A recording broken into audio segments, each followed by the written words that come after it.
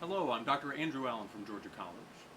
And that was the con moso from this year's middle school band, Tenor Saxophone All-State Etudes.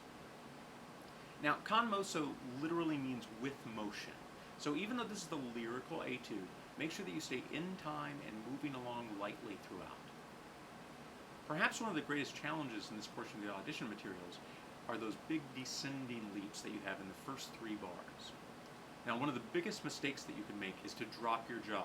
Do not drop your jaw. Keep it in place and just make sure that you keep air flowing through the bell of the horn at a steady rate, and you're going to have your best chance of playing those leaps accurately and beautifully.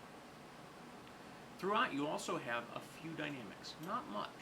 So it's very important where the changes happen that you make the most out of them. Make sure that you can hear a clear difference between the mezzo forte and mezzo piano. Record yourself. If you can't hear it on the recording, people aren't going to be able to hear it when you perform it, so do your best to make that big difference between soft and medium loud. Throughout, you need to focus most of all on beautiful sound, perhaps even with some vibrato. Now, if vibrato is new to you, scroll down through my YouTube channel, you'll find an older video I did on vibrato, or you can do a search for my name and the word Van Doren, as in Van Doren Reads. My friends at Van Doren did a video with me on vibrato about a year ago. You'll be able to find some good information hopefully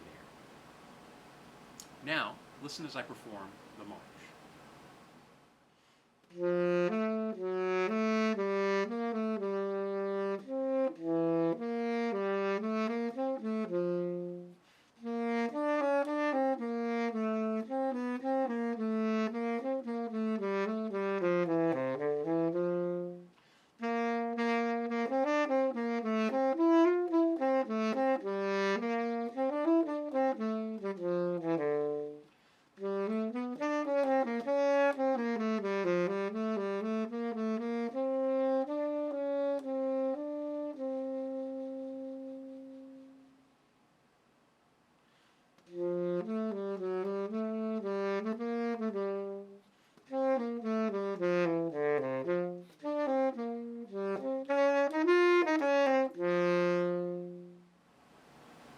When performing the march, imagine people actually in time, in step to what you're playing.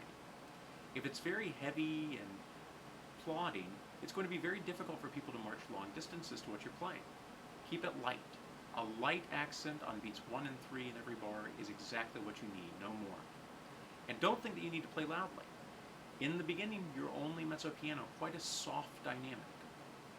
Now think very carefully about phrasing throughout. You don't want to play little short bits and pieces. Listen to where I breathe, listen to where I didn't breathe, and use that as a jumping off point. If you like something else, fine, but just be thinking nice, long phrases throughout. You do have some dynamic contrast here, but again, not much. So make the most out of what you have. Again, record yourself, make sure that you can hear the difference.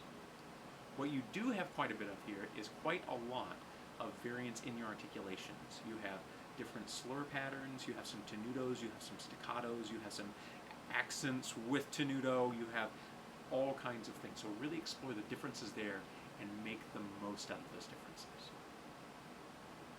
I hope these few comments have helped you, and I hope these performances help guide your practice. If you have any questions, concerns, or comments, please reach out to me at the contact information at the end of this video. I would be more than willing to give you a free lesson, either in person or via Zoom or some other video conferencing app. But just get in touch with me. Until then, I wish you all the best and happy practicing.